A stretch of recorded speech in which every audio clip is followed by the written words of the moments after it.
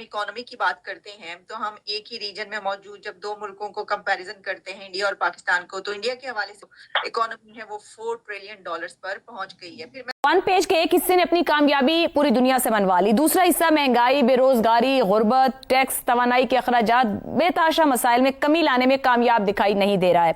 क्या one page को किसी किस्म का सियासी खतरा हो सकता है या वो दबाव महसूस कर रहा है इस तरह के किसी बहरान का? अमेरिका, चीन, जर्मनी से भी ज्यादा तेज बढ़त है भारत की इकोनॉमी में। जापान को पीछे छोड़ दिया गया, जापान को पछाड़ दिया गया, अब जर्मनी की बारी है, जर्मनी का नंबर के। और 2030 तक तीसरी बड़ी अर्थव्यवस्था बनने का अनुमान है भारत का, और अब उसकी तैयारी है 2030 में। उनका मजाक उड़ाते हुए कहता हूं कि असल माशी इशारिये, इसके लिए अकल की जरूरत नहीं है। मेरा बैकग्राउंड इकोनॉमिक्स का है। इस मुल्क के असल माशी इशारिये करोड़ों की शक्ल में, करोड़ों की तादाद में सड़कों, बाजारों, गलियों में भूख, बेरोजगारी के कोयलों पे रेंग रहे हैं। ये तो हो गई वो जो आप कह रहे हैं ना कि जमीनी हकायक, दूसरी तरफ निज़ाम के तकाज़े। निज़ाम तो कोई नहीं रह गया। बहरान तो एक बात याद रखना, वो आंधी तूफान की तरह अरूज की तरफ जा रहा है। उसके बाद कंपेयर किया जाए तो India is a fantastic success story and we are a case of extreme disappointment and failure. और उसमें बुनियादी जो है ना मसला है कि हमने हिंदुस्तान के साथ दुश्मनी को कायम रखना है और बाकी हर अपने इंटरेस्ट को उसके ताबे कर देना है। उससे फायदा कोई नहीं हुआ। और करप्शन, इनकॉम्पिटेंस के सतूनों पे खड़ी इकोनॉमी को दुनिया की कोई ताकत संभाला नहीं दे। पाकिस्तान की इकोनॉमी खड़ी है नाइंसाफी पे, करप्शन पे, इनकॉम्पिटेंस पे। एक मिसाल, एक जुमला, कभी सोचा है कि इख्तियारात में और तनख्वाहों में कितना गैर इंसानी इंस्पेक्टर्स रीढ़ की हड्डी होते हैं हर डिपार्टमेंट की, कस्टम्स हो, एक्साइज हो, फूड हो, फलाना व्हाटएवर। कभी उनकी तनख्वाहें गौर करो और फिर ये सोचो कि वो जिंदा कैसे हैं। 1.5 लाख की औकात अब कोई रह गई है? ये झूठ का कारोबार है। 5,000 आज भी लिखा हुआ है नोट पे, वर्थ उसकी नहीं रह गई 5-6 की। तो ये झूठ पे खड़ा है सारा। इनकॉम्पिटेंस, करप्शन और लैक ऑफ जस्टिस, कोई शय अपने ठिकाने पे नहीं है। लूट मार का जो बाजार है वो गर्म हो गया, क्योंकि अगर आप हमेशा एक एक्सटर्नल थ्रेट के हवाले पे अपनी सियासत करें तो जो मुल्क के अंदर लिमिटेड रिसोर्सेज होते हैं उनका जो एक होता है ना रैशनल डिस्ट्रीब्यूशन, वो नहीं होता। वो डिफेंस, सो कॉल्ड डिफेंस पे लग जाता है। मगर क्योंकि 230 मिलियन का ये मुल्क है तो दुनिया अफोर्ड नहीं कर सकती कि ये भी कोलैप्स कर जाए। ये कोई श्रीलंका तो नहीं ना है। सो पाकिस्तान इज वो मैडलिन ऑलब्राइट जो है यूएस की सेक्रेटरी ऑफ स्टेट यानी फॉरेन मिनिस्टर, उन्होंने कहा था Pakistan all the problems, it has extreme inequality, गरीबों और अमीरों की, it has all the extremism and it has nuclear weapons. So ये पाकिस्तान उसी डगर पे आज तक चलता आ रहा है।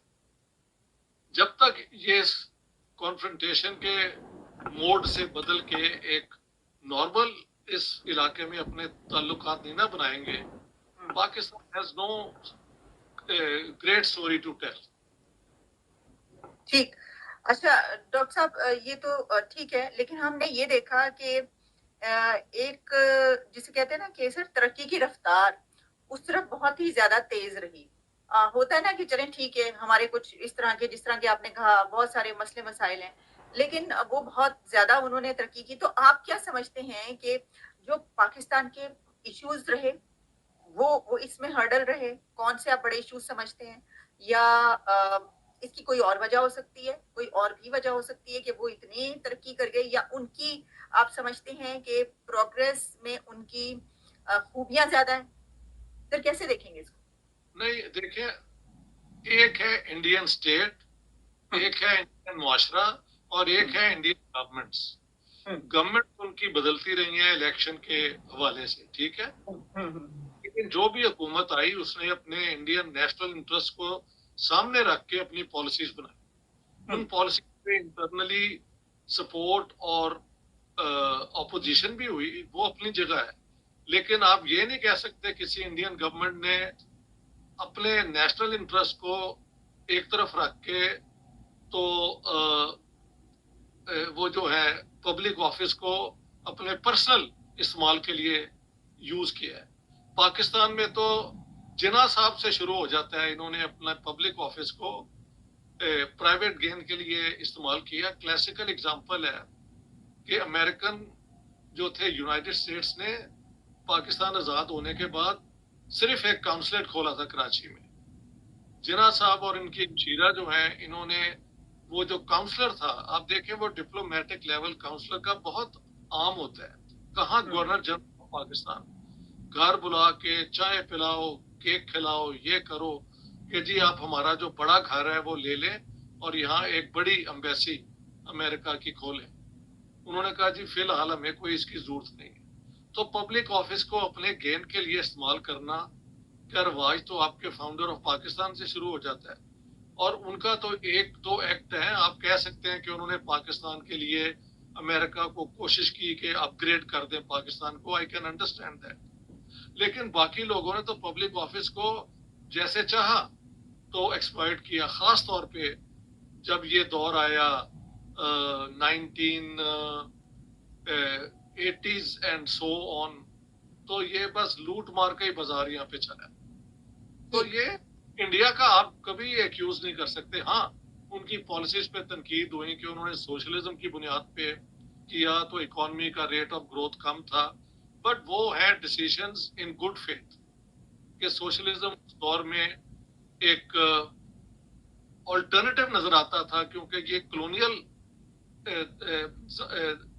मुल्क थे जो 200 साल वेस्टर्न पावर्स ने एक्सप्लॉइट किया, तो ख्याल था शायद सोशलिज्म के जरिए एक बेहतर मुआशरा बन सके। वो पॉलिसी उन्होंने देखी कि नहीं कामयाब हो रही, तो 1990 में नसीम क्या नाम है उनका, नरसिम्हा राव, हाँ, वो और फाइनेंस मिनिस्टर मनमोहन सिंह ने वो पॉलिसीज बदल दी। ये कांग्रेस की हुकूमत थी।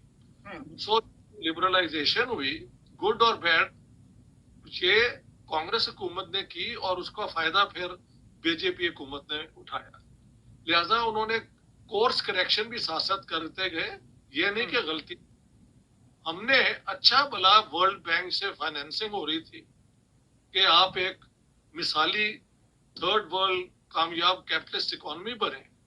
हमने वो सारा कुछ छोड़ के कश्मीर का पंगा ले लिया 65 वॉर में, और उसके बाद 2-3 दफा जब इकोनॉमी ने बूम किया है, तो वो सारा पैसा अमेरिका ने दिया है। मतलब अफगान जिहाद के लिए जियाउल हक के दौर में और मुशर्रफ के दौर में वॉर ऑन टेरर की वजह से अपनी जो इंटरनल प्रोडक्शन की बुनियाद पे इकोनॉमिक ग्रोथ वो तो नहीं हुई उसके बाद। अलबत्ता 65 तक हो रही थी, जिसको हमने खुद ही रोक दिया। दोस्तों, आज दिसंबर 2025 की ताजा रिपोर्टों के अनुसार भारत और पाकिस्तान की आर्थिक स्थिति के बीच एक बड़ा अंतर आ गया है। भारत जहां दुनिया की चौथी सबसे बड़ी इकोनॉमी बन गई है, वहीं पाकिस्तान स्थिरता पाने के लिए संघर्ष कर रहा है। आपको याद होगा, डोनाल्ड ट्रंप ने भारत को डेड इकोनॉमी कहा था और 50% टैरिफ भी लगाया। अब भारत दुनिया की चौथी सबसे बड़ी अर्थव्यवस्था बन गया है। हाल ही में भारत ने जापान को पीछे छोड़कर यह मुकाम हासिल किया है। वहीं भिखारी पाकिस्तान वर्तमान में दुनिया की 42वीं सबसे बड़ी अर्थव्यवस्था है। भारत की नॉमिनल जीडीपी लगभग $4.18 ट्रिलियन के आंकड़े को पार कर गई है। पाकिस्तान की जीडीपी लगभग $399 बिलियन है। यानी भारत की अर्थव्यवस्था पाकिस्तान से करीब 10.5 गुना बड़ी है। 2025 में भारत की विकास दर लगभग 6.5% से 8.2 2% के बीच दर्ज की गई है और पाकिस्तान की विकास दर लगभग 2.6% से 3% के आसपास है, जो उसकी जनसंख्या वृद्धि दर के लगभग बराबर ही है। इस खबर के बाद पाकिस्तान की मीडिया में चर्चा चल रहा है कि 50% टैरिफ के बावजूद भारत ने ये कर दिखाया। वही पाकिस्तान की मीडिया पाकिस्तान की पॉलिसी को लेकर चिंतित है और कह रहे हैं कि अगर हमारे रिश्ते भारत से बेहतर होता तो हमें ना IMF से और ना ही चीन, सऊदी अरब से भीख मांगने की जरूरत पड़ती।